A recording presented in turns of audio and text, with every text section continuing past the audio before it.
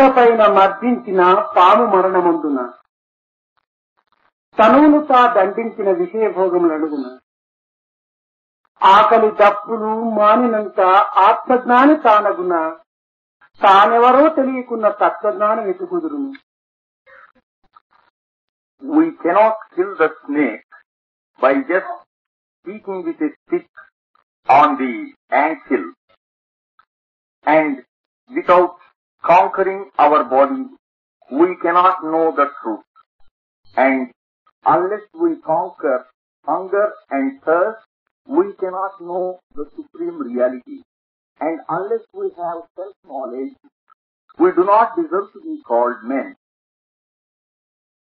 విద్యార్థినులారా, గడిచిన నెల నుంచి కూడాను ఈ పవిత్రమైనటువంటి యొక్క ప్రబోధనను మీరు ఆలకించుతూ దానిని హృదయముతో అందుకొనుచు గడిపినటువంటి యొక్క పవిత్ర ఈ కాలమును మీ జీవితం నందు మరువరానటువంటిదిగా మీరు చిత్రించుకోవాల్సిన. Students, for the last 1 month, you have been listening to very inspiring discourses and sacred talk, and this 1 month must be a golden epoch, a memorable period in your life. కానీ ఇట్టి పవిత్రమైనటువంటి అవకాశమును మీరు అనుభవిస్తూ కేవలము ఆధ్యాత్మిక ప్రసంగములు యందు మేము ప్రవేశించమని, అట్టి ప్రవేశమునందు స్వామి యొక్క అనుగ్రహం మాకు దండిగా నిండుగా చిక్కినదని మీరు తలంచినంత మాత్రం నా ప్రయోజనం ఉండదు. దీనిని ఆచరణ యందు ఉంచి మీ జీవిత పర్యంతము కూడాను ఇది మరువరానటువంటి యొక్క రత్నం వలె మీ యొక్క హృదయ మందిరం నందు భద్రం చేసుకోవటానికి తగిన ప్రయత్నం సలపాలి. It is not enough if you think that by listening to all these discourses that you have gained Swami's grace in full and complete measure, and that itself enable you to attain spirituality. But it is not enough. What is required is you must preserve all the gems of truth in the casket of your heart, and you must cherish them and safeguard them and preserve them forever. స్వామి నియమించినటువంటి యొక్క ఈ summer క్లాసుల యందు మేము కూడాను చేరి ఇట్టి బాధ్యతను ఇట్టి భాగ్యమును అనుభవించామని తలంచినంత మాత్రమున కూడాను ఇది మనకు ఫలితం అనేటువంటిది దక్కడానికి వీలుండదు. It is not enough if you simply think that you had the privilege, you had the good luck to have been admitted to these courses, and that feeling alone will not do. ఆకుపచ్చ పచ్చులన్నీ చిలుకల వలె పలుకున, though the birds may be green, but can all of them utter like parrots? పూలపై పారాడదు పురుగులు తుమ్మెదలగున, there may be many worms crawling on flowers, but can you call them bees? పులి చర్మము కప్పినట్టి గాడిద పులియగున, the ass may cover itself with the tiger skin, but the ass can never become a tiger by simply covering itself with the tiger skin. తానెవరో తెలియకున్న తత్వజ్ఞానం ఎటుకుదురును. Unless one knows about himself, how can he attain the supreme self-knowledge? ఈనాడు జగత్తునందు మానవుడు తెలుసుకోలేనటువంటి విషయములు ఒక్కటి కూడాను లేదు. సర్వ విషయములందు కూడాను తాను భాగమును వహించి సర్వ విషయములు కూడాను తమ జీవితములకు సంబంధించినవిగా విశ్వసించి కాలమును కాయమును కర్మను కూడాను దానికే అంకితం చేస్తున్నాడు. There is nothing in this world today which man cannot fathom and which man cannot comprehend. Everything can be understood by him, and he can purify his life, his body and his time through such teaching. కానీ తానెవరో తను విచారణ కలపక తన తత్వం ఏమిటో తాను తెలుసుకోవటానికి ప్రయత్నం చేయక జగత్ సంబంధమైనటువంటి వ్యాపారములందు భాగమును వహించి కాలమును వ్యర్థము చేయటం చేత తనకు తగ్గినటువంటి యొక్క సుఖం ఏమాత్రం కూడాను ఉండదు.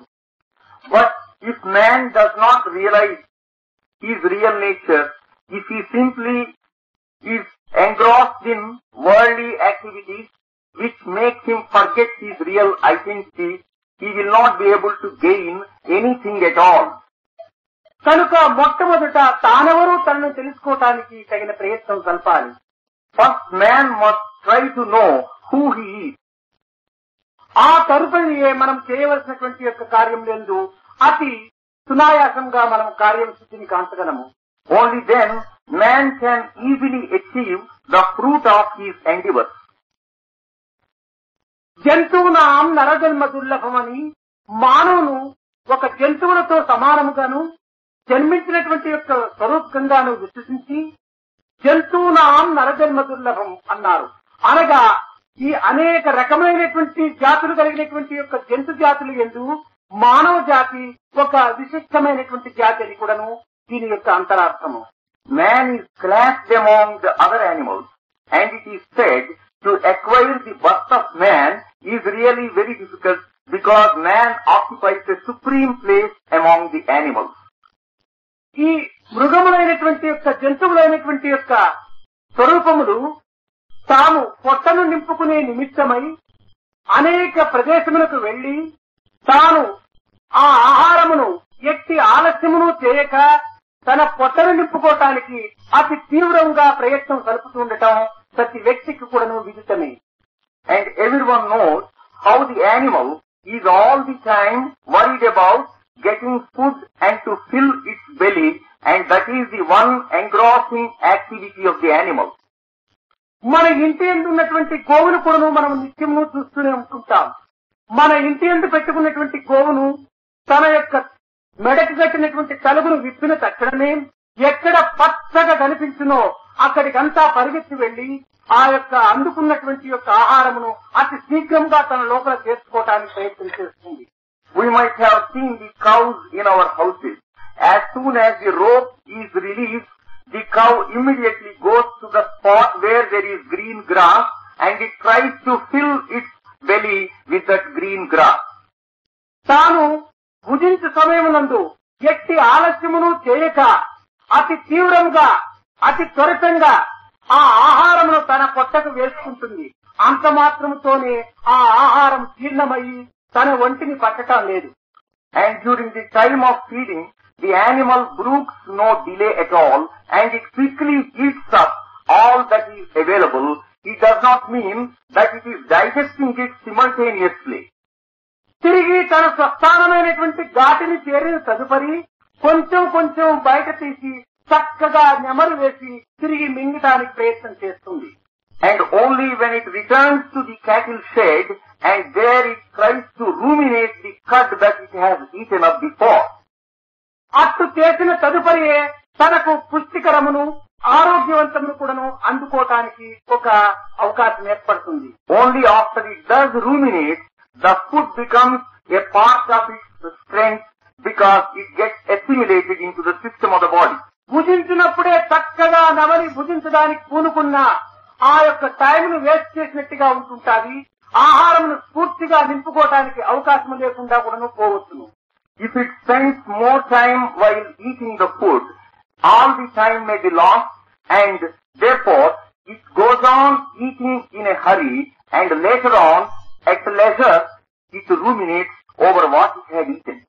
అదే విధముగానే మానవులు అనేటువంటి జంతువులు అనబడుతున్నటువంటి మానవులు తాను ఈ ఆధ్యాత్మిక సంబంధమైనటువంటి ఆకలిని భరించుకునలేక సత్యసాయి ఏర్పరిచినటువంటి సమ్మర్ క్లాస్ లోపల ప్రవేశించి అందించేటువంటి యొక్క ఆనందమైనటువంటి యొక్క ఆహారమును తప్పగా ఆలస్యం చేయక ఒక్క క్షణమైనా కూడా వ్యర్థము చేయక తెల్లవారి 4 గంటల మొదలు రాత్రి 9 గంటల వరకు కూడాను తినటంలో మీరు ప్రారంభం చేస్తున్నారు. In the same manner, all those who had the privilege of having the benefit of the summer courses, right from morning till night, they have been hastily taking in all that they could lay their hands upon, like the greedy animal which has a hunger that cannot be easily sated. ఇది మానసిక సంబంధమైనటువంటి ఆహారంగా మీరు ఆరగించారు. It is a food for the mind. ఈ నెల దినములు కూడాను మీరు చేసిన పని ఏమనగా ఆరగించడమే మీరు చేసినటువంటి పని. During the last 1 month, you have been simply eating and eating. శారీరక సంబంధమైనటువంటి ఆహారం కాదు. అది ఎక్కడ ఉండినప్పటికీ మనం భుజించడానికి అవకాశం ఉంటుంటుంది, భుజించే తీరాలి. కానీ మానసిక సంబంధమైనటువంటి యొక్క సాత్విక ఆహారము పెద్దలు అందించినటువంటి మన భారతీయ సంస్కృతియే. It is not the ordinary food. It may be eaten at any place where we may be situated. But during the last 1 month, you have been supplied with this wonderful diet, the Satvika diet, in the shape of the discourses from the learned elders. అయితే ఈ మాసము దినమును కూడాను మీరు ఆరగించినటువంటి యొక్క ఈ పవిత్రమైనటువంటి పారమార్థిక ఆహారమును మీరు తిరిగి స్వస్థానమైనటువంటి మీ యొక్క గృహమునకు చేరిన తర్వాత దీనిని మననము అనేటువంటి నెమరు వేసినప్పుడే ఈ తిన్నటువంటి ఆహారము చక్కగా ఒంటిని పట్టి మీ యొక్క జీవితానికి కూడాను తగినటువంటి జ్యోతిని కూడాను అందించడానికి పూనుకుంటుంది. When you go back to your own places, you must try to ruminate this sacred spiritual diet which you had been hastily eating during the month of stay here.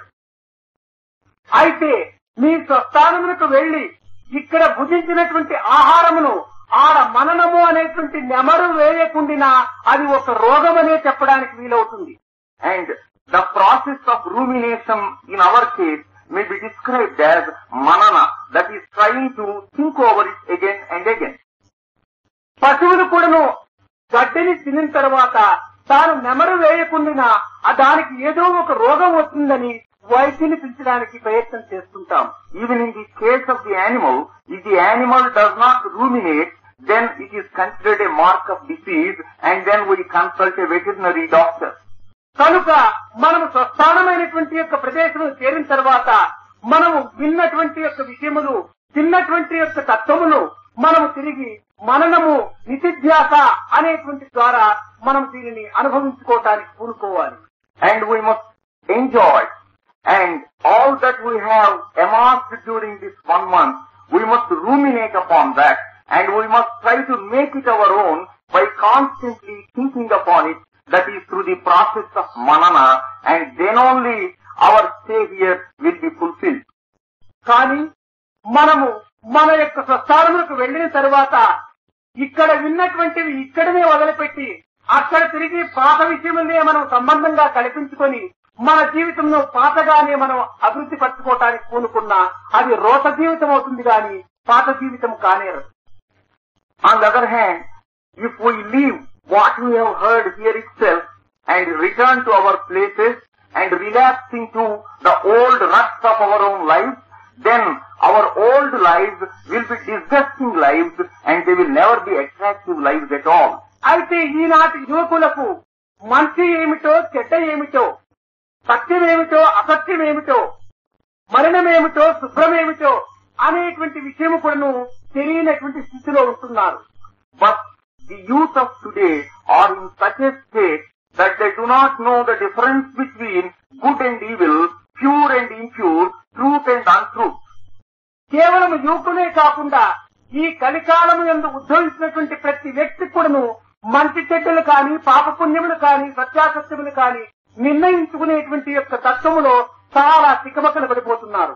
Not only young men, but all human beings born in this age of Kali, in this Kali Yuga, they are getting confused and perplexed because they are unable to discriminate between good and evil, between sin and virtue, and between joy and sorrow. ఏది మంచిది అని ఒక సమయమునందు మనం విశ్వసించినామో అదే కొన్ని సమయమునందు చెడ్డదిగా మారిపోతుండాలి. ఏది మనకు పవిత్రము అని భావించుకున్నామో అది ఇంకొకరికి అపవిత్రంగా కూడా విశ్వసిస్తుంటారు. ఏ దానిని మనం మంచిగా భుజిస్తున్నామో అది కొంతకాలమునకు అది చెడ్డదిగా మారిపోతుంటున్నాయి. ఇలాంటి పరిస్థితులు యందు మంచి చెడ్డలు నిర్ణయించుకునేటువంటి యొక్క తత్వము మనలో చాలా సన్నగిలిపోతుంటుండాలి. And the sense of discrimination is deteriorating in all of us because what seems to be good at one time appears to be bad at another time. What seems to be desirable at one time seems to be undesirable at another time. What seems to be conducive for our health seems to be dangerous to our health at another time. మంచి పవిత్రమైనటువంటి ఆహారము అని మనం భుజిస్తున్నాము, పరిశుద్ధమైనటువంటి జలము అని మనం కొంత కాలమునకు అది అశుద్ధమైనటువంటి మలంగాను మాలిన్యమైనటువంటి యొక్క మలంగాను మారిపోవటానికి వీలవుతుంటుండాలి. We consume pure food, we drink pure water, but in no time this gets converted into the impure matter of excretion. శుద్ధమైన నీరు, రుచికరమైనటువంటి యొక్క వంటలు కట్టగడబడకు మలము మూత్రముగా మారిపోతున్నాయి. మలమూత్రములు గడ్డమంటున్నాము, ఆహారములు జలములు అతి శుద్ధమైనటువంటివి అంటున్నాము. ఈ మంచి చెడ్డలు ఎన్నటి వరకునైనా కూడాను కొన్ని మనం గుర్తించుకోవటానికి అవకాశం లేనటువంటి పరిస్థితి ఏర్పడుతుంటుండాలి. It is not possible for us to discriminate because what is pure food and pure water, in no time it is getting transformed into impure matter of excretion and urine. అయితే ఇది ప్రాకృతమైనటువంటి ధర్మము అని మనం అట్టనే వదలవలసి వస్తుందా? వదలటానికి వీలు కాదు. And we should not leave it at that, considering it to be a prakruta dharma, that is a natural phenomenon. ఎందుకనగా ప్రాకృతి ధర్మమునందు ప్రప్రథములో మాలిన్యం ఏర్పడుతుంటాది, తదుపరి శుద్ధమైపోతుంటాది. In nature, at first there will be impurity, and that impurity will be transformed into purity. ఎక్కడైనా విషయ విజ్ఞానము ఆచరించినటువంటి వారు, తెలుసుకున్నటువంటి యొక్క వ్యక్తులు అనగా సైంటిస్ట్ ఈ యొక్క భూగర్భమును పరిశోధన కలిపి ఫలాని ప్రదేశంలో బంగారం ఉన్నది అని నిర్ణయం చేసి దానిని త్రవ్విన తర్వాత ఒక ముడి బంగారం బయట తీసుకుని వస్తున్నారు. Scientists, particularly those who belong to the Department of Geology, they will prospect for gold and they will locate certain spots where deposits of gold may be found, and then they delve deep into the earth and there they find impure lumps of gold, raw gold, mixed with other alloys. అయితే ఇది ప్రాకృతమైనటువంటి ధర్మంగా ఉద్భవించినప్పుడు అది అశుద్ధంగానే ఉద్భవించింది. In its natural state, this is found to be in the company of other impurities. దాని తదుపరి వీరు దానిని పరిశుద్ధపరిచి శుద్ధమైనటువంటి బంగారుగా తీర్చిదిద్దుతున్నారు. And at a later stage, they purify this impure mass and they get pure gold out of it. ప్రాకృతమైనటువంటి ధర్మములు ఈ రీతిగానే ఉంటాయా అని మనం తిరిగి విచారణ చేసినప్పుడు ఈ రీతిగా ఉండడానికి మరొక విషయం నందు ఏమాత్రం కూడా ఆధారం కనిపించదు. And if we believe that all natural laws will be like this, we find it cannot be so in other cases. మనము ప్రాకృత ధర్మం అంటే తినటము ధర్మమే, ప్రాకృత ధర్మమే, నిద్రించటము ప్రాకృత ధర్మమే, మలమూత్రమును విసర్జించటము ప్రాకృత ధర్మమే, ఈ క్రోధ తాపములంతా కూడా ప్రదర్శించటము ప్రాకృత ధర్మమే. కానీ ఇదంతా ప్రాకృత ధర్మం అనుకొని మనం జీవితమును ఇట్లే గడిపినంత మాత్రం మనం అందుకునేటువంటి ఆనందానికి దూరమైపోతాం. It is a natural law to answer calls of nature, to sleep and to feed, but by just following these laws of nature, we will not be able to go anywhere, reach any higher destination. ఏ హృదయం నుంచి కరుణ ఉద్భవిస్తుంటుండదో అదే హృదయం నుంచి కూడాను క్రోధము కూడాను ఉద్భవిస్తుంటుండాలి. From the same heart, we find two things coming out. One is anger, krodha, the other is karuna, mercy. కనుక ఈ కరుణా క్రోధములు రెండింటికి ఒకే హృదయ స్థానమే అయినప్పుడు ఈ యొక్క పరిస్థితులు యందు మనం నిర్ణయించుకునేటువంటి యొక్క తత్వము చాలా కష్టంగా ఉంటుంటుంది. Therefore, we find it very difficult to understand this nature because from the same human heart, two contrary emotions, emotion of mercy and emotion of hatred, they are emanating. మంచి చెడ్డలకంతా కూడా ఒక్క హృదయమే కారణంగా ఉండటం చేత మనము దీనిని విచారించేటువంటి నిమిత్తమై మన పవిత్రమైనటువంటి పూర్వీకులు ఆ మంచిని ఏ రీతిగా పొందారు అనేటువంటి యొక్క విషయాన్ని తెలుసుకోవటం యువకులకు ప్రధానమైనటువంటి కర్తవ్యం. Because heart is the source of both good and evil, it is the bounden duty of the youth of today to understand how our ancients were able to constantly focus their attention upon good. మానవుడు పుట్టటం తన యొక్క ఇంద్రియమును సంతృప్తి పరుచుకునే నిమిత్తమని కూడాను మనలో చాలా మంది వాదిస్తూ ఉంటాం. And some people argue that man is born just for the gratification or the enjoyment of his senses. తన యొక్క సుఖ సంతోషముల నిమిత్తమై ఆహార పదార్థములంతా ప్రోగు చేసుకోవటం కూడాను తన యొక్క కర్తవ్యం అని విశ్వసిస్తుంటాడు. And some people believe that for the sake of their joy and happiness, sukha and santosha, they should amass food and wealth. అయితే తన సుఖ నిమిత్తమై ఆహార పదార్థములు ప్రోగు చేసుకునేటువంటి యొక్క ప్రయత్నంలో పశుపక్షి మృగాదులు కూడా చేసుకుంటున్నాయి. ఇంకా మానవత్వంలో ఉన్నటువంటి విశిష్టత ఏమిటి? If man simply amasses food like other animals, how does man differ from them? మన ఆహార పదార్థములు ప్రోగు చేసుకునేటువంటి నిమిత్తమై మానవత్వం మనం పొందాలనా? Is it necessary to be born as a man just to amass food? ఒక్క పక్షి తనకు ఆకలైనప్పుడు ఎట్టి పదార్థమును ప్రోగు చేసుకునక రెక్కలను ఆడించుకుంటూ ఎక్కడ పదార్థం ఉందో అక్కడ పోయి పొట్టబోసుకుని వస్తుంటుండాలి. ఇంత సులభంగా పశుపక్షాదులు కూడా పోసుకుంటున్నాయే. మానవుడు ఇంత విజ్ఞాన ప్రజ్ఞాన సుజ్ఞానములు కలిగి ఇంత కష్టంగా పొట్టబోసుకునే నిమిత్తమై ఎందుకు ఇంత ప్రాకులాడాలి? The bird which is hungry, which has not stored up any food, just straight goes to the spot where food is found and then satisfies its hunger. On the other hand, man stores food for the sake of future gratification. Should he waste all the precious powers lodged in him, sujnana, vijnana and prajnana, just merely for the sake of amassing and storing up food for the future? అన్నమును అన్వేషించే నిమిత్తమై మానవుడు పుట్టలేదు, ఆత్మను అన్వేషించే నిమిత్తమై పుట్టాడు. Man is not born to go in quest of anna or food, but he is born to go in quest of Atma, the soul. మనము ఫుడ్ని కాదు మనం డెవలప్ చేసింది, హెడ్ ని డెవలప్ చేయాలి. We should not develop food, but we must develop our head. మన head ఎందుకోసం develop చేయాలంటే విచారణ ద్వారా గాడ్ ను తెలుసుకోవాలి.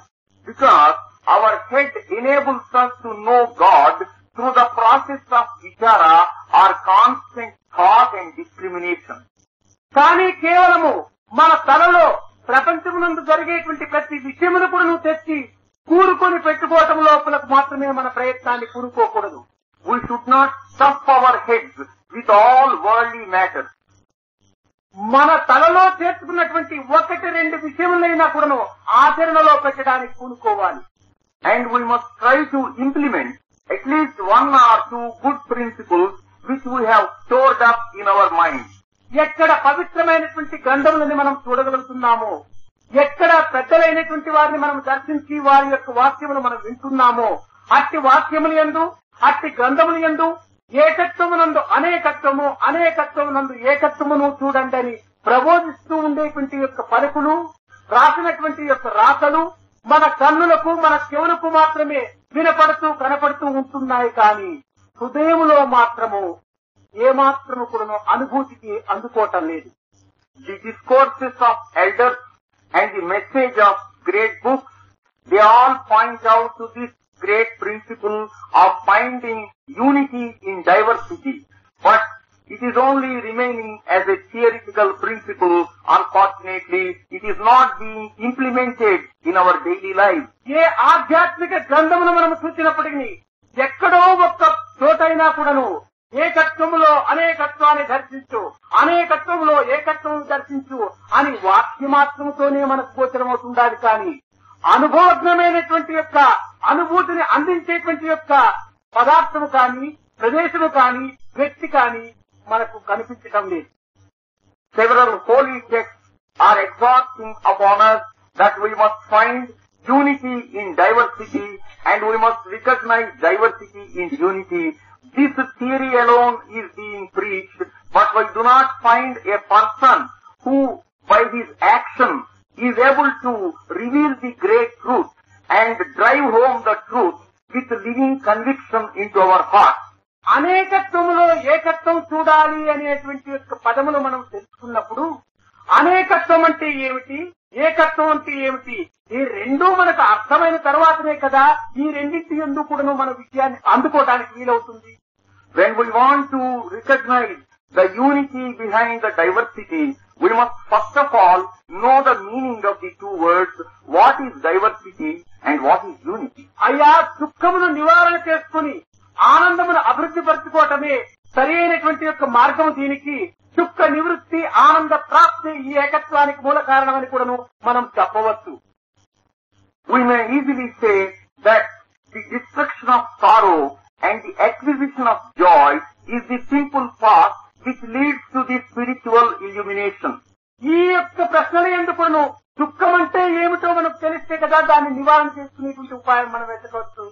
Even in this regard, we must know the nature of sorrow.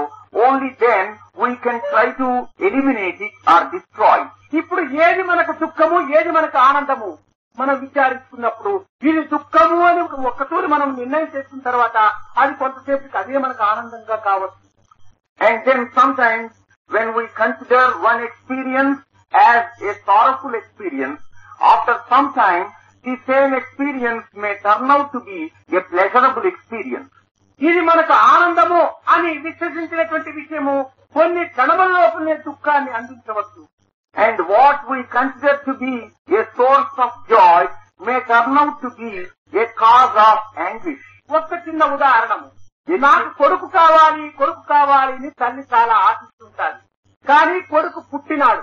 పుట్టిన తక్షణమే నా యొక్క మనోవిషయం నెరవేరింది అని చెప్పి తల్లి చాలా ఆనందిస్తుంది. కానీ రెండవ దినమే హై టెంపరేచర్ వచ్చి ఆ బిడ్డ పోతుంది. కాబట్టి ఈ ఆనందపడినటువంటి యొక్క విషయము తిరిగి 2 దినముల లోపలనే దుఃఖంగా మారిపోయింది. కనుక ఇది దుఃఖమా ఆనందమా అనేటువంటిది నిర్ణయం చేసుకోవడానికి మానవులకు సాధ్యం కాదు. A little instance. A mother longed for the birth of a son and the wish was granted. The son was born, but unfortunately on the next day the son developed a high temperature and died. Therefore, is this a matter of joy or is this a cause of sorrow? ఏది సంతోషము అని చెప్పిన తాను ఉప్పొంగిపోయినో అది కొన్ని క్షణముల లోపలే దుఃఖంగా మారిపోయింది. So that birth which she considered the source of joy turned out to be the cause of her deep anguish. దీనికి పూర్వము కుమారుడు పుట్టక మునుపు ప్రసవ వేదన అనేటువంటి యొక్క బాధను తాను అనుభవించింది. And before the birth of the baby, she had undergone those pangs of birth. కనుక ఇవి చాలా నొప్పులే నొప్పిగా అనుకున్నటువంటి యొక్క ఆ వ్యక్తి కొన్ని క్షణముల లోపలనే కొడుకును చూసి ఆనందంగా మారిపోయింది. The same mother who has undergone the travail of birth, she felt when she looked at the face of the baby, she forgot all her pangs and she felt happy over ఏది birth. దుఃఖం అనుకున్నో అది ఆనందంగా మారిపోయింది. ఏది ఆనందం అనుకున్నో అది దుఃఖంగా మారిపోయింది. దీనిలో దుఃఖానందములు అనేటువంటి నిర్ణయము ఎవరి తరము? What she considered to be a source of joy turned out to be a source of sorrow. And what she considered to be a matter of sorrow turned out to be a source of delight. మనము అనేక విషయములు జగత్తులో జరుగుతున్నటువంటివి పేపర్ల ద్వారా మనం వింటున్నాము, వ్యక్తిగతంగా కూడా మనం చూస్తున్నాము. And we read in the papers and from personal experience we know about several incidents that take place in this world. మొదటి దినము పెళ్లి అయిపోయి ఇద్దరు కూడా దంపతులుగా ఒక బస్సు లోపల బంధుమిత్రులతో కూడి ఆనందంగా వస్తూ కూడాను అబ్బా మా జీవితంలో ఈనాటికి ఈ విధమైనటువంటి యొక్క కళ్యాణమును మేము అనుభవిస్తుంది అని చెప్పి ఉప్పొంగుతున్నటువంటి యొక్క వ్యక్తులు బస్సు యాక్సిడెంట్ లోపల ఒక్క క్షణం లోపల దుఃఖాన్ని పొందుతున్నారు. The young couple that will be enjoying the thrill of wedded life on the first day of their life, they are returning after the marriage in a bus along with certain friends and relations. But unfortunately, the bus meets with an accident and all that joy suddenly is overshadowed by sorrow. ఏదో ఒకటి మనకు ఒక lottery లోపల 10 లక్షలు మనకు డబ్బు వచ్చిందని చెప్పి ఉప్పొంగిపోతూ ఉంటుంటే తక్షణమే ఆ రాత్రి దొంగలు పడి ఆ 10 లక్షలు కూడా ఎత్తుకొని పోతున్నారు. We exult over the winning in a lottery and we feel very happy, but unfortunately the amount that we have gained, the 10 lakhs of rupees, on the same night may be pilfered by robbers. లేక ఆ 10 లక్షలు వచ్చేటప్పటికి 10 లక్షలు వచ్చిందనేటువంటి ఆనందం ఒకవైపున, దీనిని ఎట్ట భద్రము చేసుకునేటువంటి విచారం ఒకవైపున, ఈ రెండింటికి ఆనంద విచారములకు మధ్య లోపల వాడి జీవితం అయోమయం పొందిపోతుంటారు. And sometimes the man gets perturbed and confused, not knowing what to do with the 10 lakhs of rupees that he has won. There is joy of winning on the one hand. There is anxiety about the future, what is to be done with the money on the other hand. అనేక మంది వ్యాపారస్తులు తన వ్యాపారంలో ఆదాయం వచ్చిందని ఒకవైపున సంతోషపడుతుంటే income tax officer ఏం చేస్తాడో అని ఒకవైపున దుఃఖంగా ఉంటుంటారు. And several businessmen, they rejoice over the profits they make on the one hand, and they feel agonized at the prospect of the heavy income tax that may be levied. కనుక జీవితము సుఖ దుఃఖముల మిళితమనేటువంటిదిగానే మనం చెప్పడానికి ఆధారం ఉంటుండాలి. Therefore, life is a symphony of joy and sorrow. ఈ యొక్క సుఖ దుఃఖములను నిర్ణయం చేసుకోవటము మానవుల తరము కాదు.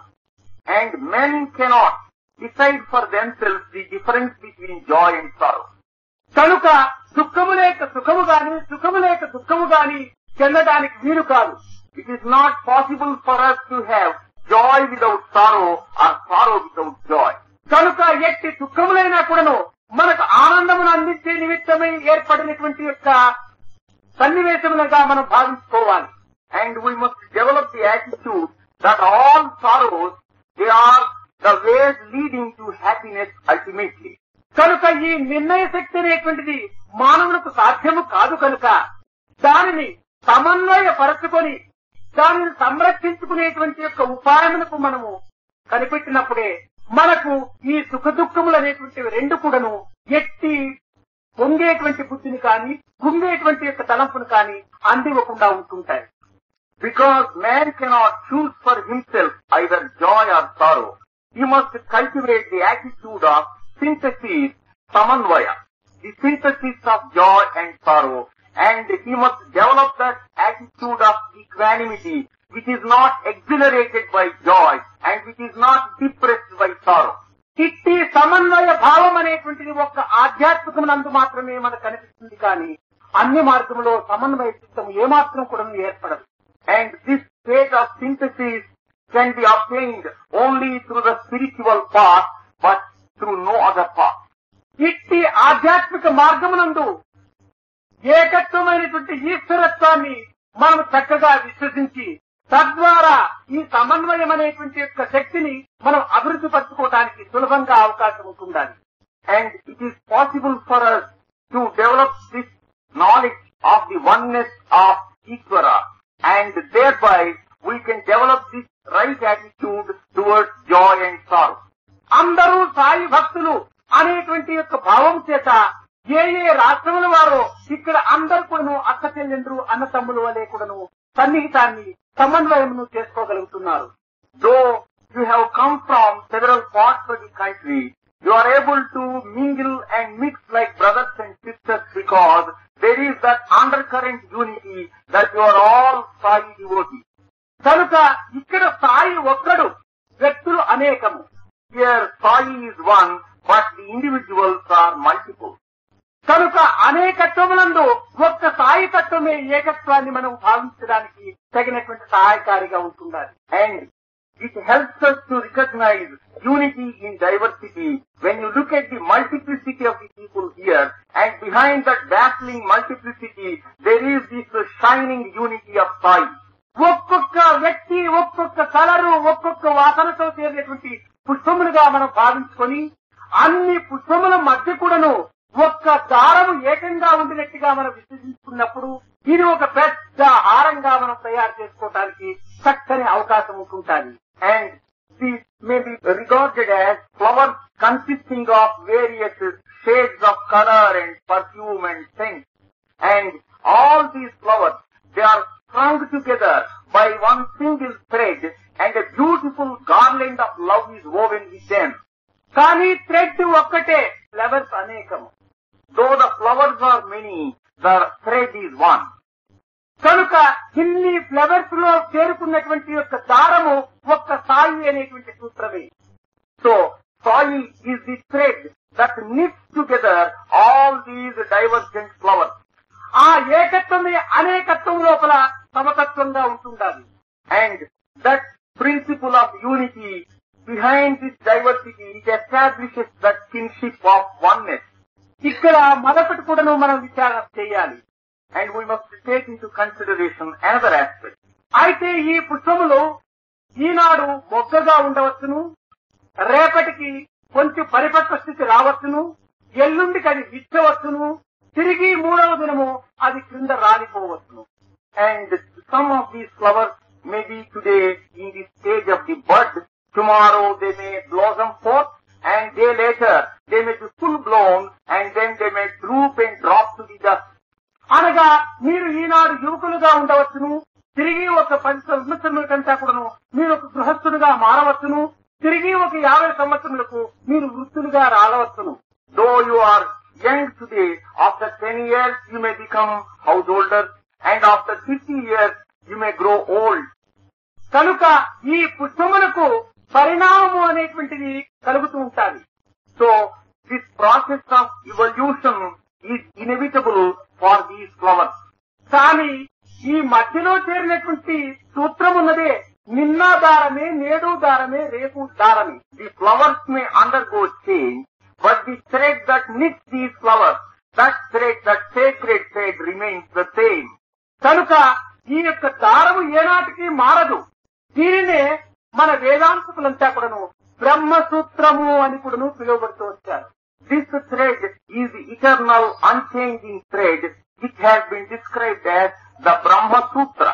బ్రహ్మతత్వం అనగా నిరంతరము కూడాను మారనటువంటి, ఏ యొక్క మార్పులు చెందనటువంటి నిత్య సత్యమైనటువంటి యొక్క స్వరూపమునకు బ్రహ్మతత్వం అని పేరు.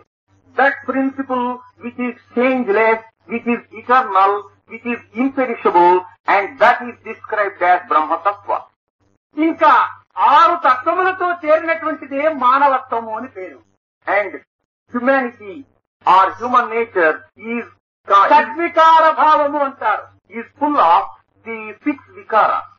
ఒకటి పుట్టటము, పెరగటము, జీవించటము, క్షీణించటము, నశించటము, మార్పు చెందటము.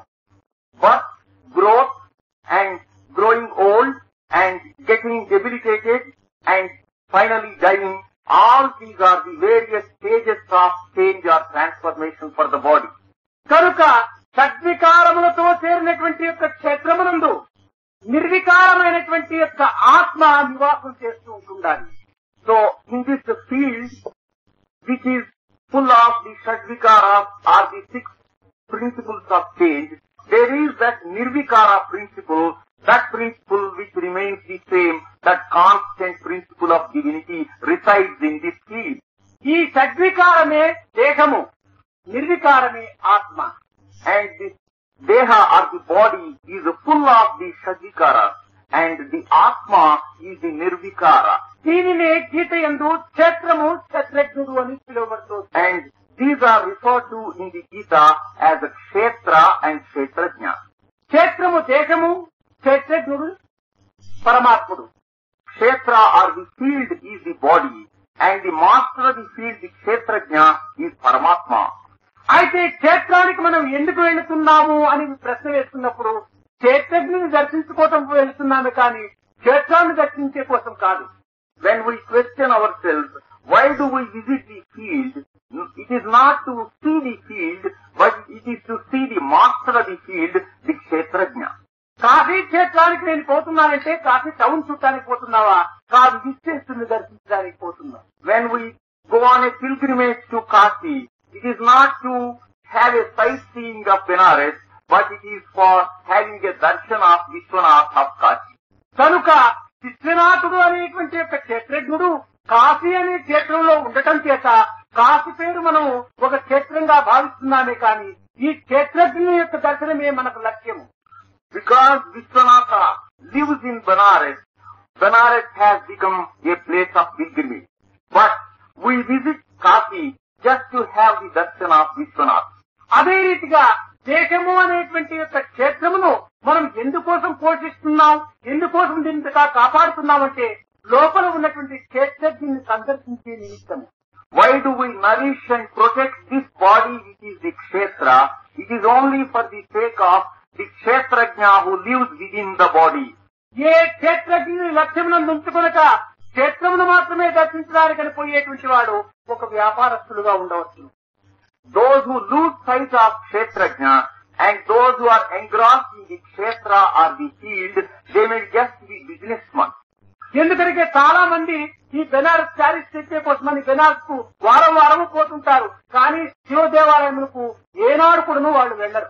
Several businessmen go to Benares to bring sarees from Benares, but they never spend their time even once to visit the temple of Vishwanath. కానీ భగవంతుని దర్శించాలనేటువంటి పోయిన వ్యక్తి మొట్టమొదట భగవంతుని ఈ యొక్క విశ్వనాథ మందిరంలోకి పోయి దర్శించి తదుపరి ఆ యొక్క క్షేత్రములు ఏదో కొన్ని పదార్థాలు కొనడానికి వెళ్తాడు. But he who goes to Benares for the darshan of Vishwanath, first he goes to the shrine of the Lord and then only he will visit the market. కనుక మన దేశం అనేటువంటి క్షేత్రములో క్షేత్రజ్ఞుని దర్శించడమే మన యొక్క కర్తవ్యము అనేటువంటిది ప్రతి వ్యక్తి కూడాను స్థిరం చేసుకోవాలి. Therefore, every individual must clearly bear in mind that the ultimate aim of this kshetra is to have the darshan of the kshetrajna, the Atman residing within. అయితే గీత యందు క్షేత్రజ్ఞ చాపిమాన్ చా క్షేత్రజ్ఞుడు కూడాను నేను, క్షేత్రమును నేనే అనేటువంటి యొక్క అర్థం వచ్చేటట్టుగా చెప్తూ వచ్చాడు. In the Gita, Lord Krishna said that he is the kshetra and he is as well the kshetrajna. క్షేత్రమే లేకపోతే క్షేత్రజ్ఞుడు లేడు, క్షేత్రజ్ఞుడే లేకపోతే అది క్షేత్రం కాదు. The kshetra has no fulfillment without the kshetrajna, and the kshetrajna is nothing without the kshetra. Both are interdependent. కనుక రెండు కూడాను అవినాభావ సంబంధంతో చేరినటువంటి ఒకట చేత ఈ యొక్క క్షేత్రము కూడాను నేనే అనేటువంటి యొక్క అర్థం వచ్చేట్టుగా కూడాను కృష్ణుడు తెలుపుతూ వచ్చాడు. Because the field, the kshetra and the kshetrajna are inseparable, Lord Krishna has said that he is kshetra as well as kshetrajna. కనుక క్షేత్రము యందు నేను సర్వవ్యాపకుడనై క్షేత్రజ్ఞ స్వరూపంలో దర్శింపజేస్తున్నాను అని చెప్పాడు. He said that he is all pervading through the kshetra and therefore he is also the kshetrajna. అయితే ఈ క్షేత్రజ్ఞుల యందు ఒక చిన్న వ్యత్యాసం మనకు గోచరిస్తుంటున్నది. But there is a little distinction between these two, the kshetra and the kshetrajna. మీరే యోచించవచ్చు. క్షేత్రజ్ఞ ఇందులో ఏది ప్రధానంగా ఒకటి ఎక్స్ట్రాగా అనగా ఎక్కువగా ఉంటుండాలి, ఏ అక్షరం ఎక్కువగా ఉంటుండాలి? క్షేత్రజ్ఞ ఇది 3 పదములు, అవి 2 పదములు. ఈ 3 పదముల్లో ఏది ప్రధానంగా ఎక్కువగా ఉంటుండాలి? క్షేత్రజ్ఞ. ఈ జ్ఞానగా జ్ఞానస్వరూపుడు క్షేత్రజ్ఞుడు, జ్ఞానము లేనటువంటిది క్షేత్రము అని తెలిపోయింది. It is clear by taking into consideration the letter kshetra. The word consists of 2 letters. Kshetrajna consists of 3 letters. And the vital distinction is the word jna, which is an extra letter in the word. Jna means jnana swarupa and kshetrajna is jnana swarupa. కనుక ఈ క్షేత్రంలో చేరింది కనుక జ్ఞానస్వరూపుడే క్షేత్రజ్ఞుడు. ఈ లేదు కనుక ఇక్కడ జ్ఞానరహితమైనటువంటిదే క్షేత్రము. Kshetrajna is that which has jna or jnana swarupa. And without that jnana swarupa or jna, it is only mere kshetra. కనుక జ్ఞానము లేనటువంటి జడమైనటువంటి క్షేత్రములో చైతన్య స్వరూపుడైనటువంటి యొక్క పరమాత్ముడు నివాసం కలుపుతున్నాడు అనేటువంటి సత్యమును మనము పూర్ణంగా హృదయపూర్వకంగా విశ్వసించినప్పుడు మనము ఈ యొక్క పిచ్చి కార్యములకు కానీ చెడ్డ తలంపులకు కానీ అపవిత్రమైనటువంటి మార్గములు ఎందుకు కానీ ప్రవేశించడానికి మనం పూనుకోము. We shall never enter into these mad deeds or bad thoughts or ugly ideas when we bear this in mind that kshetra, which is almost enough, it becomes sanctified by the presence, by the residence of kshetrajna who is jnana swarupa. దీనికి ఒక చిన్న ఉదాహరణము. పరమాత్ముడతను అని ఎవరైనా చెప్పినప్పుడు తాను ఏదో ఒక చేయరాని పనిని చేస్తే మీరే ప్రశ్నిస్తారు, భగవంతుడైతే ఈ పని చేస్తాడా అని మీరు ప్రశ్నిస్తారు. అనగా ఏమిటి? చేయరాని పని చేయకూడదు భగవంతుడు, భగవంతుడంటే మంచి కార్యములే చేసేటువంటి వాడు భగవంతుడు అనేటువంటిది మన హృదయానికి తప్పగా అర్థాన్ని బోధిస్తుంటుండాలి. A little instance. When somebody says he is God, we expect that God to be above board.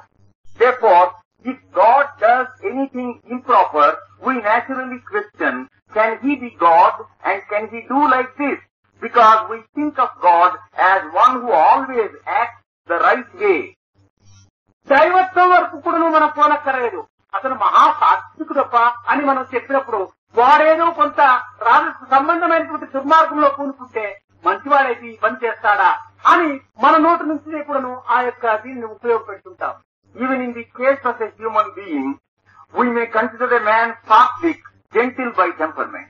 But if that man who is gentle by temperament, if he is once motivated by anger, then we begin to doubt, can we call him sattvic?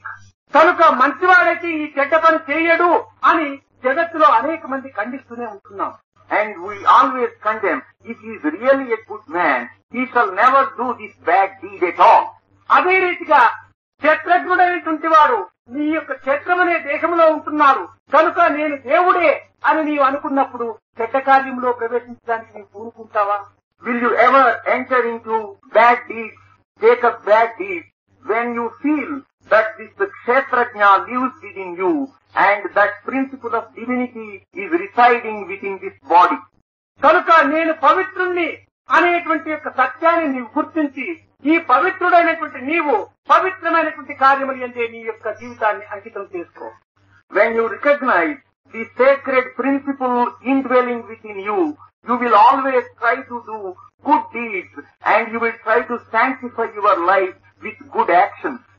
కనుక మన యొక్క దేహము లోపల దేహి అయినటువంటి యొక్క దేవుడు నివాస స్థానంగా ఏర్పడుతున్నాడు కనుక ఈ దేహము కాదు నా ప్రధానము, దేవుడు ప్రధానము.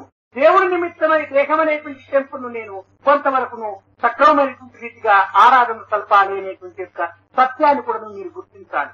And you must also recognize this truth that this deha or the body is the temple and within that temple resides the dehi or the divine principle, the indwelling principle, and therefore the temple must be kept equally sanctified and holy so that it may be the proper dwelling place for the Lord. దీనిని పురస్కరించుకుని దేహో దేవాలయ ప్రోక్తో GO దేవ సనాతన అన్నాడు. And it is said that this body is the temple and within this body the eternal principle God dwells. కానీ ఈనాడు దైవం యొక్క మందిరమైనటువంటి ఈ దేహమును దయ్యాల మందిరంగా మనం మార్చుకోవటానికి పూనుకుంటున్నాం. But today this body, this temple of God is unfortunately degraded and degenerated into the temple of the devil. ఇంకా దైవ మందిరమునకును దయ్యాల మందిరమునకు ఉన్నటువంటి వ్యత్యాసం కూడా మనం కొంత విచారం చేయాలి. And you must try to understand the difference between the dwelling place of God and the dwelling place of the devil. దైవ మందిరములో నిరంతరము కూడా అఖండ జ్యోతి వెలుగుతూ ఉంటాది.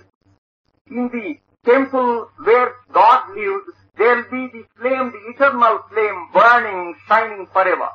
ఎక్కడ జ్యోతి ఉంటుంటాదో అక్కడ గబ్బిడములు చేరవు. Where there is the light burning, you do not come across that.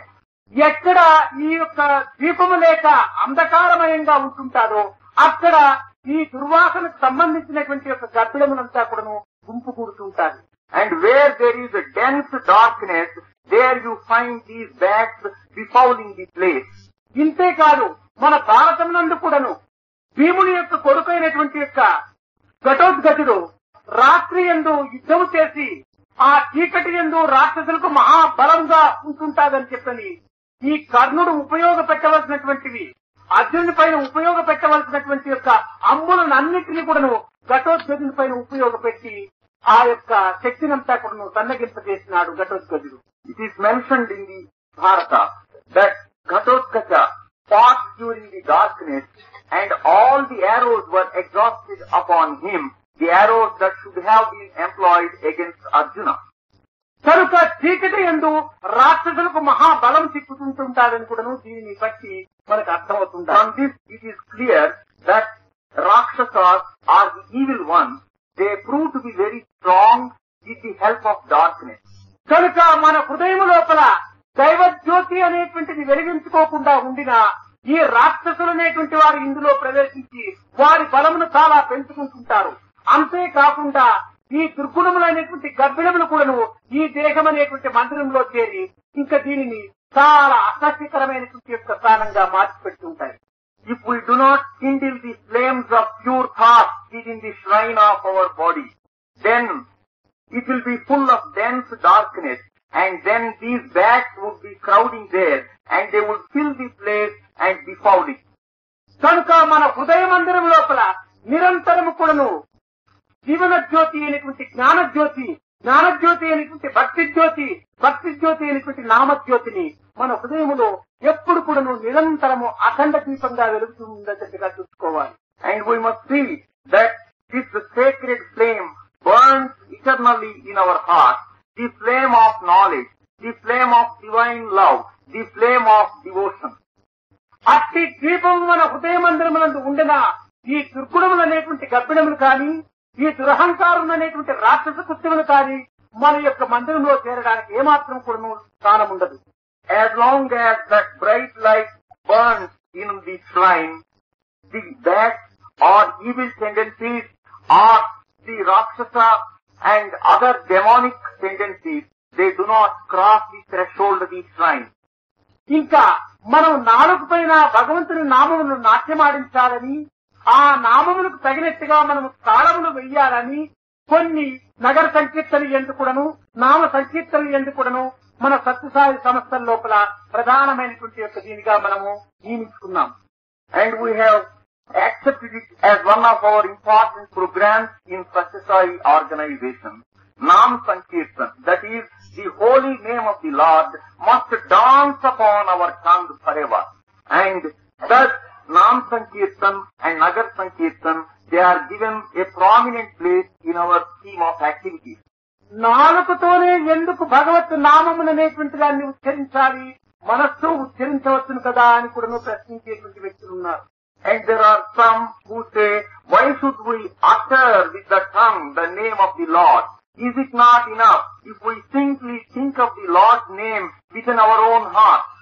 భగవంతుని యొక్క నామము ప్రకాశవంతమైనటువంటి దీపము. And Lord's name is like an effulgent lamp. ఆ భగవంతుని యొక్క నామముతో చేరినటువంటి రూపము అది కామధేనువు వంటిది. కోరినటువంటి కోరికలనంతా కూడా అందించేటువంటి కామధేనువుతో సమానము దైవనామము. And the form behind that holy name may be compared to that great cow that confers upon us all that we desire. That ఎంత శక్తివంతమైనటువంటి కామధేనువు అయినప్పటికీ మెడకు తాడు కట్టి ఒక కూటమునకు తాను సిగ్గట్టినప్పుడు ఆ కామధేనువును ఆ ప్రదేశం నుండి నిలిచిపోతుంటాడు. Even the kamadhenu, if it is tethered to one place, it cannot move from that spot. It gets rooted to that spot.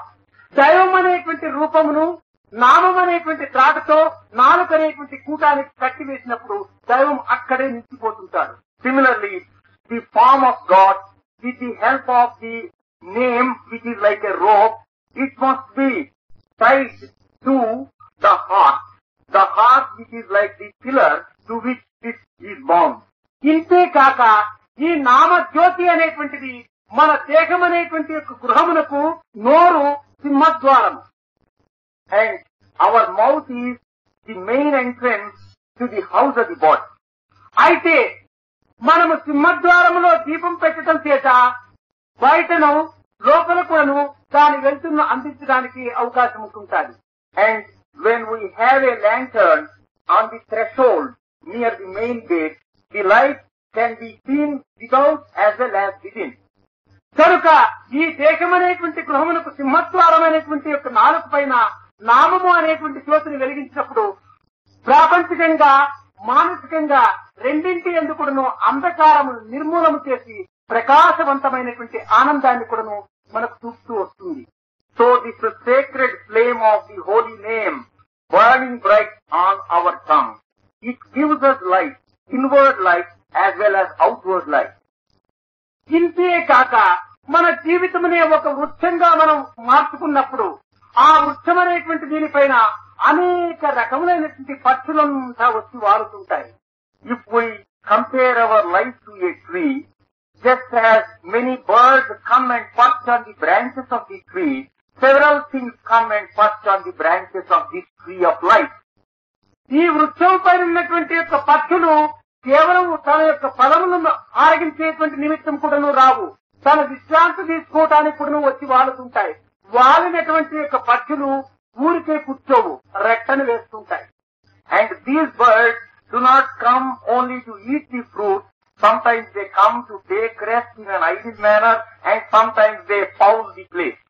అట్టి సమయంలో మనం ఏం చేస్తుంటాం, మన ఇంటి లోపలనే మన ఇంటి ముందరనే పెద్ద వృక్షం ఉంటుంది. ఆ వృక్షం పైన కాకులంతా కూడి కావు కావు కావు కావు అని అరుస్తుంటుంటే మనకు చాలా విసిగెత్తి చెట్టు కిందికి పోయి ఇచ్చో ఇచ్చో ఇచ్చో అని నోటితో శబ్దం చేస్తూ చేతులు కొడతాం. When we find a tree in our courtyard and we find a group of crows indulging in a chorus and creating a nuisance to us, what do? We just go out and beat our hands, shout with our hands, and then also shout with our mouth, so that these crows may be scared away. ఈ రెండు శబ్దములు చేయటం చేత ఆ వృక్షం పైన వాలనేటువంటి పక్షులంతా కూడా ఎగిరిపోతుంటాయి. And when we produce these two sounds simultaneously, all the crows are chased away from the branches. కనుక మన జీవిత వృక్షం పైన ఉన్నటువంటి ఈ దుర్గుణములనేటువంటి పక్షులు పోవాలనుకున్నప్పుడు మనము నోటితో నామమును చేతితో తాళమును వేసినప్పుడు ఆ జీవిత వృక్షం పైన ఉన్నటువంటి పక్షులంతా ఎగిరిపోతుంటాయి. So when these birds, which may be compared to the evil tendencies, bad tendencies, when they come and perch on the branch of our life, what should we do? We must try to drive them away with the name on our lips and with the tala with our hand. ఈ రెండింటి ద్వారా కూడాను ఆ పక్షులు లేచిపోతాయి. పక్షులు లేచినంత మాత్రమున మనకు దాని వల్ల కలిగినటువంటి ఫలితం ఏమిటి? The birds are scared away and they are chased away by the conjunction of these two, by the utterance of the name and by clapping our hands. But what is it that we gain? పక్షులు ఉండటం చేత వృక్షము కింద మాలిన్యం ఏర్పడుతుంటున్నది. And when the birds remain on the branches, the shadow underneath the tree, it is all befouled. ఇప్పుడు ఆ పక్షులు లేచిపోవటం చేత ఈ వృక్షము కింద పరిశుద్ధత ఏర్పడింది. And now that the birds have gone away, all the precincts near the tree, they have become pure and clean. పోనీ తిరిగి వచ్చి వాడొచ్చును కదా అని మనం ప్రశ్నించవచ్చు. You may question, the birds may come back again. కానీ ఈ విధమైనటువంటి శబ్దము మనము నిత్యము చేస్తూ చేస్తూ చేస్తూ ఉంటుంటే ఇంకా ఆ వృక్షం పైన వాడడానికి ఆ పక్షులు ఆ వైపును కూడా రావు.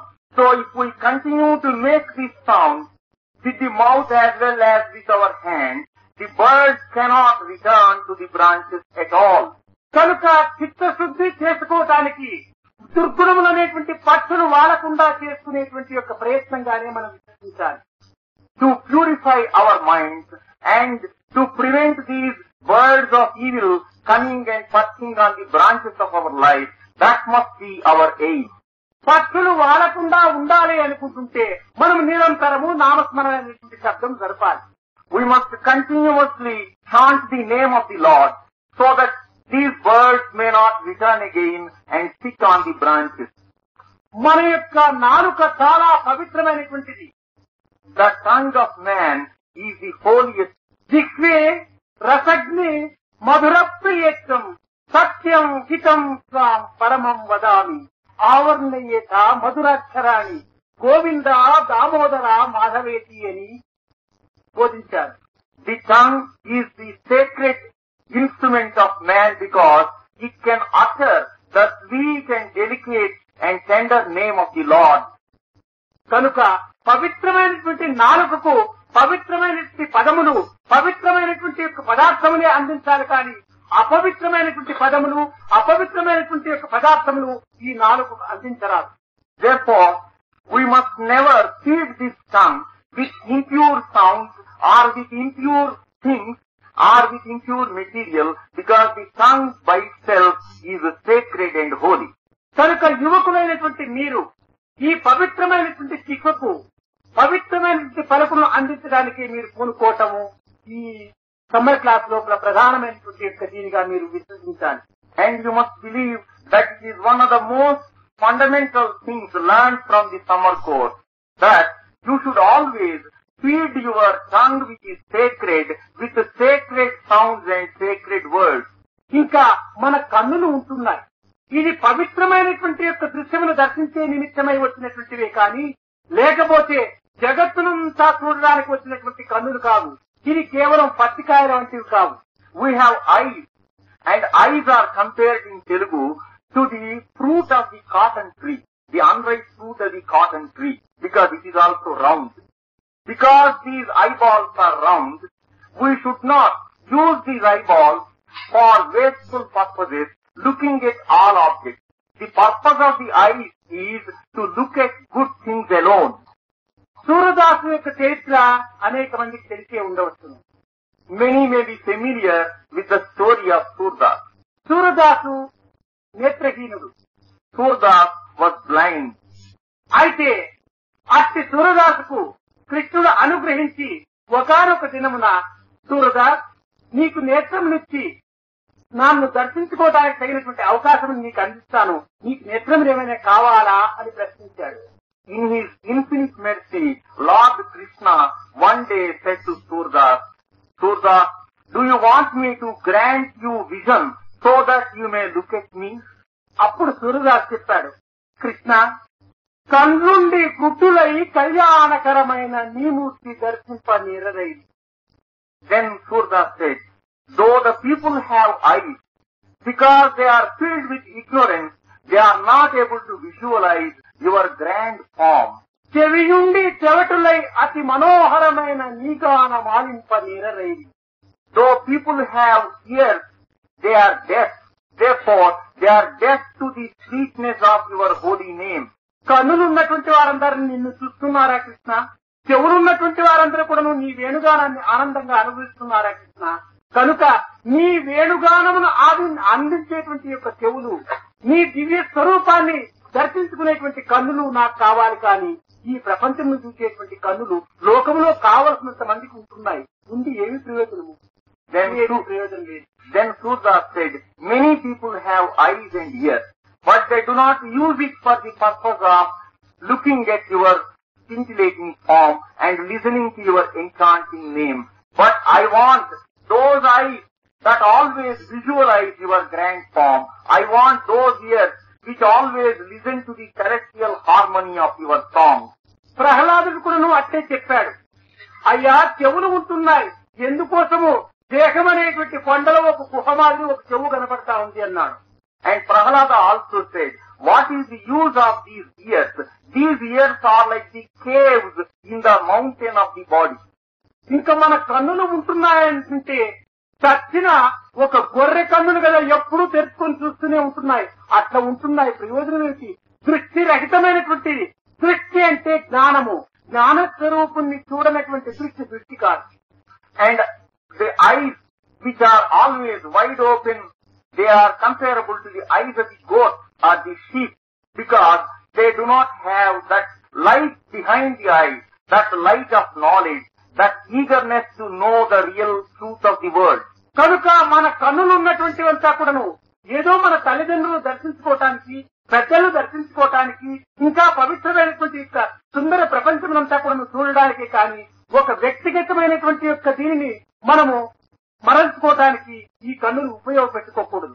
We should not use our eyes for looking at things which are of only selfish or petty nature, but we must use them to look at our parents, God and our elders and good things alone.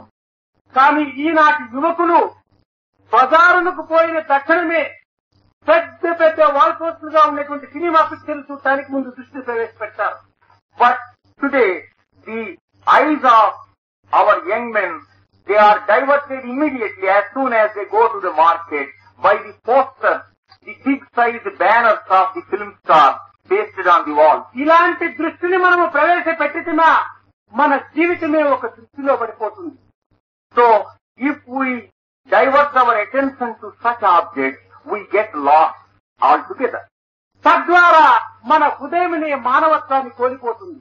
And thereby our heart would be devoid of humanity. కనుక దైవ నివాసమైనటువంటి యొక్క ఈ హృదయం లోపల ఈ విధమైనటువంటి దుర్గుణములకంతా చోటు ఇవ్వటం చేత మన జీవితం అనేటువంటిది ఒక వానవత్వంగానో లేక దానవత్వంగానో మార్చుకుంటాం. Thus, if we give place to evil thoughts and bad tendencies, if we degrade this temple of the Holy Spirit, our body, to such foul purposes, then the very purpose of our life would be lost. ప్రియ విద్యార్థులారా, మీరు ఈ యొక్క నెల రోజులు ఇక్కడ అనుభవించినటువంటి ఆనందమును మీ హృదయములో భద్రం చేసుకొని మీరు మీ స్వస్థానంకు వెళ్లిన తర్వాత ఈ దురభ్యాసములు, ఈ దుస్సంగములు, దుశ్చేష్టలు, ఈ దుర్భావములు, దుస్సంకల్పములు మీ హృదయమునందు చేరకుండా ఉండే నిమిత్తమై నిత్యము తెల్లవారుజామున 4 గంటలకు లేచి ఇక్కడ ఏ విధమైనటువంటి యొక్క ధ్యానము మీరు చేస్తున్నారో, ఏ పవిత్రమైనటువంటి నామస్మరణ చేస్తున్నారో అట్టి నామస్మరణ ధ్యానమును మీరు మీ స్థానం నందు కూడాను మరవకుండా దానిని అట్టనే కంటిన్యూ చేయాలని కూడాను నేను ఆశిస్తున్నాను. And dear students, when you return to your respective places, you must avoid bad company and bad friends. Therefore, you must fill your minds with good thoughts and noble, elevating company. And therefore, you must continue to chant the holy name of the Lord, and you must continue this practice of Nam Sankirtan in the early hours of the day, and remember the name of the Lord all through the day. ఒక్క బృందావనం నందు మాత్రమే ఉండినంత కాలము 4 గంటలకు 5 గంటలకు లేట మాత్రమే మనం అభ్యాసం చేసి తిరిగి మన గ్రామాలకు వెళ్లినంత మాత్రమా 9 గంటలకు 10 గంటలకు లేచేటువంటి ప్రయత్నానికి మనం పూనుకుంటుమా ఇంకా మనకంటే బుద్ధి తక్కువ మనకి ఇంకొకరు కనిపించడు. Though you have developed the habit of getting up early in the morning at 4 or 5, when you return home, if you once more relapse into the old habit of getting up at 9 o'clock in the morning, then there will be no other person who is more idle than you. నీకు నీవే అవమానపరుచుకున్నటువంటి వాడు అయిపోతావు. Then you will be humiliating yourself. మీరు తెల్లవారుజామున పడక నుంచి లేచే సమయం లోపల లేచి చక్కగా అక్కడే కూర్చొని ఒక చిన్న ప్రార్థన చేయండి. And when you get up in the morning, just sit up on your bed and think of the Lord. నేను ఈ పడక నుంచి నేను లేచినాను కనుక నేను ఇప్పుడు పడక అనేటువంటి ఒక గర్భం నుంచి నేను పుట్టినట్టుగా భావించుకోను. So think, I have got up from this bed, therefore this bed is like the womb from which I have arisen. I have taken birth. కనుక ఇప్పుడు పుట్టినాను. I am just born. భగవంతుడా, ఈ పుట్టించినటువంటి యొక్క నీవు ఇప్పటి నుంచి కూడాను నాకు సద్వాక్యములు, సద్భావములు, సత్చింతనలు, సత్సంగములు నాకు కల్పించి నాకు నా చేత సరైనటువంటి పనులు చేపించి నా నోటున సరైనటువంటి పదవులు పలికించి నా చేతి లోపల అనేక రకమైనటువంటి పవిత్రమైనటువంటి పూజలు కార్యములు కూడా చేయించి నా కన్నులకు చక్కని దృష్టినిచ్చి నా యొక్క సర్వేంద్రియములకు కూడాను పవిత్రమైనటువంటి యొక్క పనులు చేకూర్చి నన్ను ఈ యొక్క జీవితంలో సార్థకం చేయాలి. ఇదిగో నీ పైన భారం వేసి నేను ఇంక నా యొక్క కర్తవ్యానికి నేను పూనుకుంటున్నానని నీవు ఈ పడక నుంచి లేచిన తక్షణమే తన పైన భారం వేసి తనకు మంచి గుణములు ఇమ్మని ప్రార్థించి నీ కార్యంలో కంకణం కట్టుకో. So as soon as you get up from the bed, you throw all your responsibility, your burden at the feet of the Lord and pray to the Lord to guide you in the path of life and to always bestow upon you good thoughts and to give you good company and to give you noble ideas which always serve as uplifting factors in life. తిరిగి నీవు రాత్రికి పండుకునే సమయం లోపల నీవు తిరిగి పుట్టిన bed లోపలకే పోతున్నావు కనుక అదే నీవు మరణంగా నీవు విశ్వసించు. When you go back to bed at night, you are returning to the same bed from which you have awakened in the morning. Therefore, imagine that this is a state of death. తిరిగి నేను పోతున్నాను స్వామి, నీ పైన భారం వేసి నాకు ఇచ్చిన ఈ యొక్క పని 24 గంటలు నేను ఏదో చేసినాను, కానీ ఇందులో తప్పో ఒప్పో నేను చాలా విచారించి చేసినాను. నీ పైన భారం వేసి చేసినటువంటి కనుక తప్పులుగా ఉంటుంటే తిరిగి అట్టి తప్పులు చేయనివ్వకుండా మంచివిగా ఉంటుంటే వాటిని ఇంకా అభివృద్ధి పరిచేటట్టుగా నాకు అనుగ్రహాన్ని ఇచ్చి నన్ను నీలో చేర్చుకోమని చెప్పని ఇదిగో నీ చేసినటువంటి కార్యములు నీకు అప్పచెప్తున్నాను అని తనకు అప్పచెప్పి తనలో చేరుకో. అప్పుడు నీకు కర్మశేషం ఏమాత్రం కూడాను మిగలటానికి వీలుండదు. So when you go to bed at night, you say, I have shifted all my responsibility to you. I have acted according to your order. The 24 hours I have spent in the work that is ordained to me. If there is anything wrong, if there is anything amiss, O Lord, in your infinite mercy, please forgive me and guide me along the proper path. కనుక పుట్టినప్పుడు తనపైన బాధ్యత వేసి మనం కార్యము లోపల కాలు పెట్టటం, తిరిగి మనం పరుండేటువంటి సమయం లోపల తనకు అప్పచెప్పి తప్పులను తిరిగి ఏమైనా కొంతవరకు చేయకుండా ఉండడానికి మననం చేసి తిరిగి మనకు జీవితం లోపల మనం నిద్ర లోపల మనం బయలుదేరటం. So at the birth, every day in the morning, we must enter the world of action by having implicit faith in God. And we must return to bed at night with the same spirit of entrusting all our burdens and responsibilities to God and requesting God to keep us in the right path and to help us. కనుక మనం నిత్యము ఈ రకములైనటువంటి యొక్క తనపైన బాధ్యత వేసి మన యొక్క నిత్యకృత్యంలో కాలు పెట్టడము, తనకు అప్పచెప్పి మన జీవితంలో అతనిలోకి చేర్చుకోవటము, ఈ రకమైనటువంటి ప్రార్థనలు మనం నిత్యము చేస్తుంటే ఇంకా తప్పులు రావటానికి కానీ ఆ పాపకరమైనటువంటి యొక్క మార్గంలో మనం ప్రవేశించడానికి కానీ ఏమాత్రం కూడాను వీలుండదు. అంతేకాక మనకు పాపమును కూడాను అంటాం. So if we spend our day, begin our day with this prayer and end the day with the same prayer, with the prayer that Swamiji has now clarified, these prayers will help us to steer clear of all evil and to sanctify our lives and to reach higher altitudes of being. ఇంకా ఆ ప్రార్థన జరిగిన తర్వాత పొద్దున స్నానం చేసిన తర్వాత నీవు స్నానం చేసే సమయంలోనూ నీవు అనవసరమైనటువంటి థాట్స్ తో నీవు ఈ స్నానం చేసేదానికంటే భగవత్ నామం తలుచుకుంటూ నీవు స్నానం చేస్తూరా ఆ భగవత్ రూపమునికే నీవు అభిషేకం చేసినటువంటి వాడవైపోతావు. So even during the time of taking the bath, if you go on remembering the name of the Lord, it will be just like washing the palm of God with water, offering abhisheka to the Lord. నీవు phone చేస్తుంటున్నావు, ఏదో మాట్లాడుకుంటూ ఒక కుక్క తిన్నట్టుగా తినటం ప్రయోజనం కాదు. నీవు మొట్టమొదటి పెట్టను నా ఆత్మస్వరూపుడైనటువంటి భగవంతునికి అందిస్తున్నాను అని నీవు ఆ రకంగా నీవు భుజించు. అది భగవత్ నైవేద్యంగా పోయి అది ప్రసాదంగా అవుతుంది కానీ ఒక ఆహారంగా ఉండదు. సర్వ దోషములు కూడా నువ్వు పరిహారం అయిపోతుంది. And when you take food, all the evils are eliminated.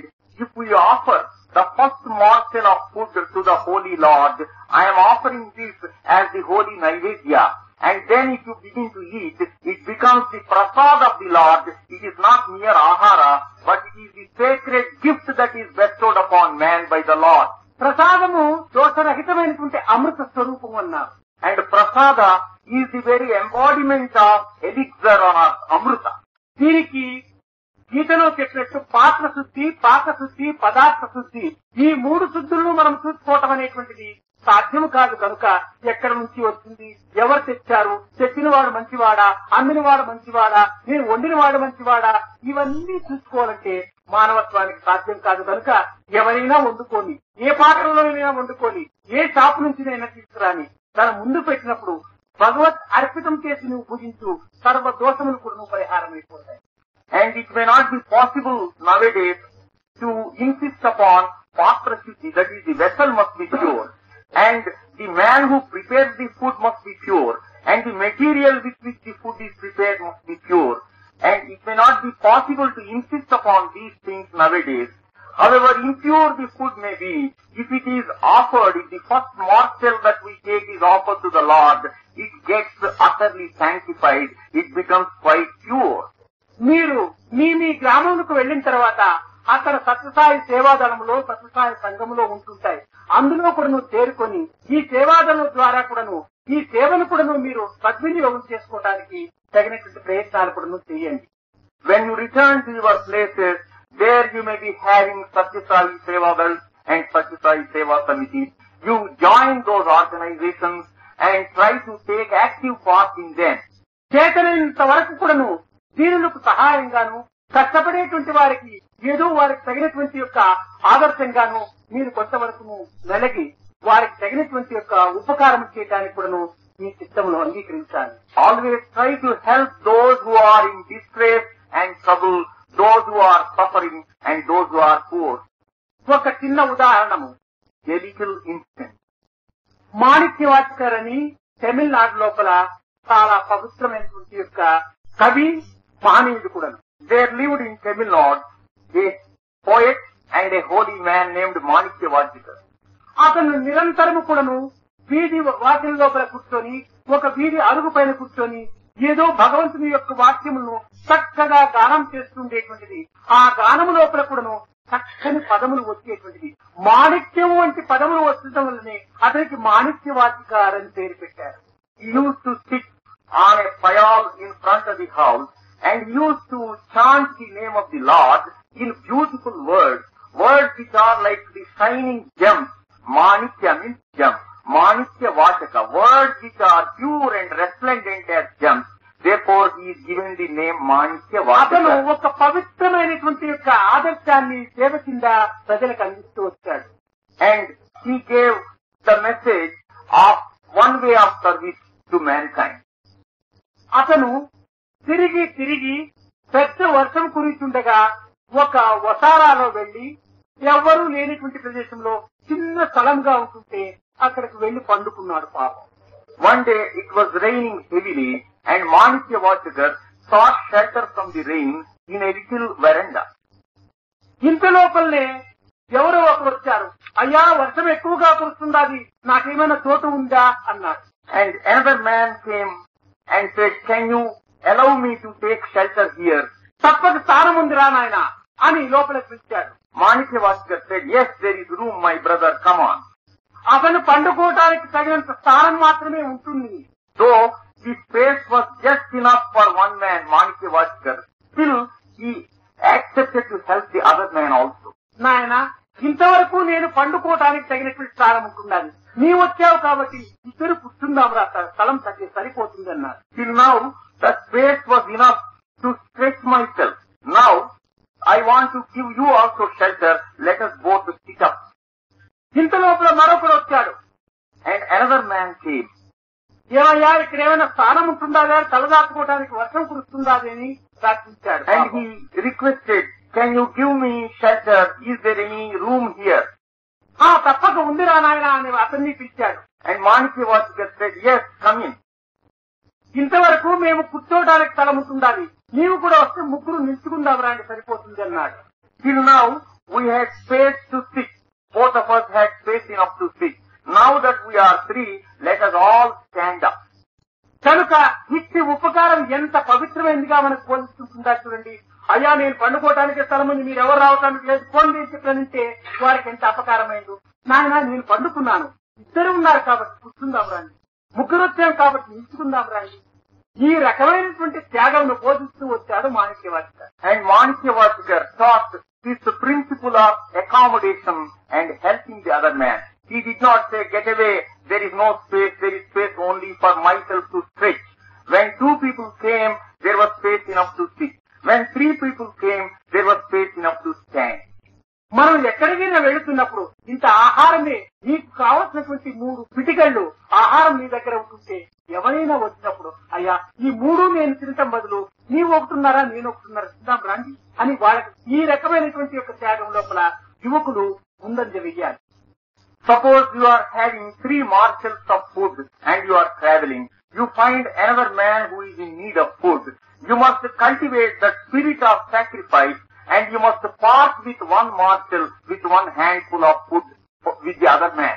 ఇట్టి పవిత్రమైనటువంటి ఆహార విహారములు ఎందే కాకుండా మన జీవితం అంతా కూడాను ఇతరులతో పంచుకునేటువంటి దీనికి ప్రయత్నం చేసినప్పుడు అప్పుడే ఈశ్వర సర్వభూతానాం అనేటువంటి పవిత్రమైనటువంటి యొక్క దీనిని మనం సార్థకంగా గావించిన వారం అయిపోతాం.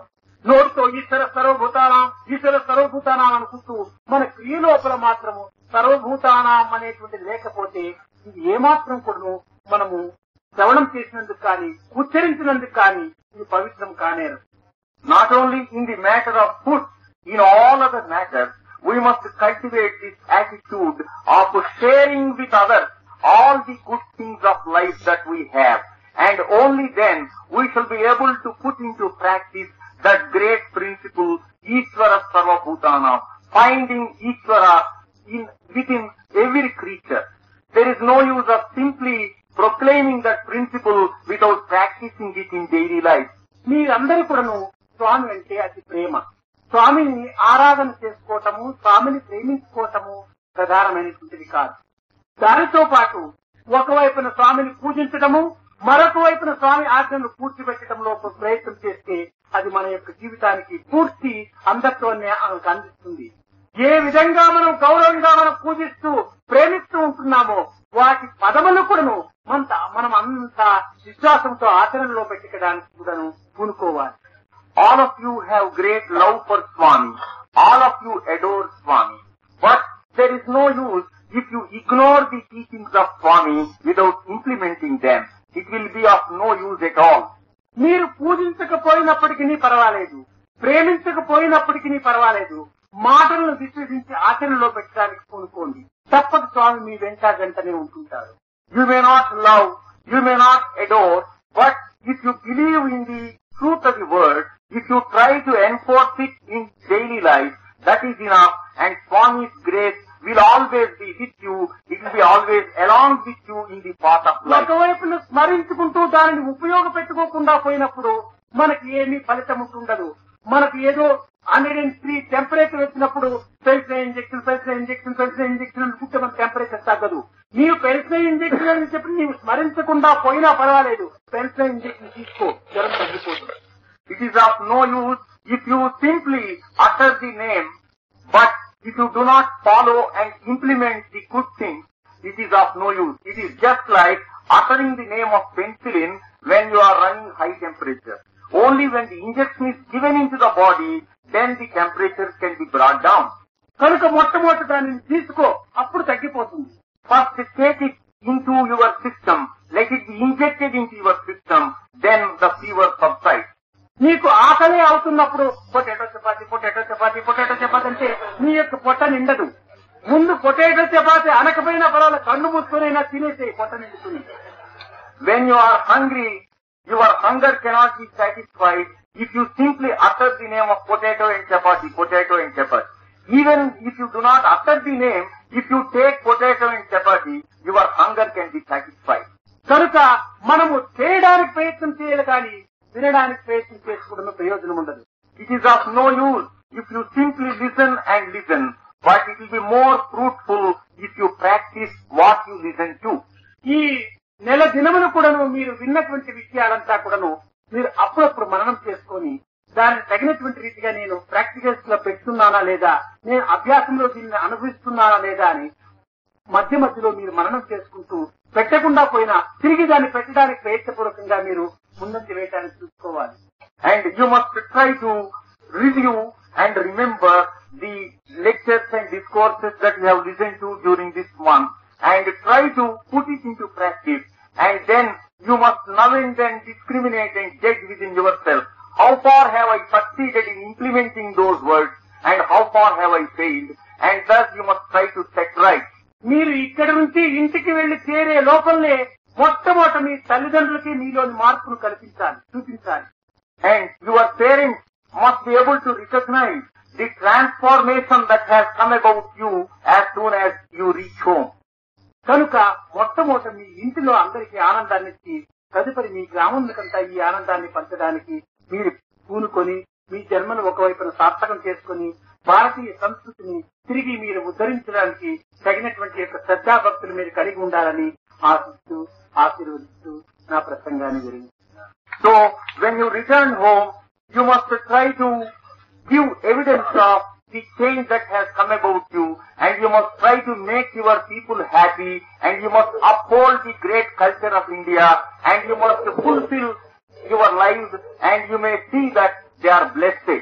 गोविंद करे गोपाल करे हे गोपी गोपाला, गोविंद हरे गोपाल हरे हे गोपी गोपाला, गोविंद करे गोपाल करे గోపబాల గోవింద హరే గోపాల హరే గోపి గోపబాల గోవింద కరే గోపాల కరే హే మురళి గానలోలా గోవింద హరే గోపాల హరే హే మురళి గానలోలా గోవింద కరే గోపాల కరే హే రాధారమణ లోలా గోవింద హరే గోపాల హరే హే రాధారమణ లోలా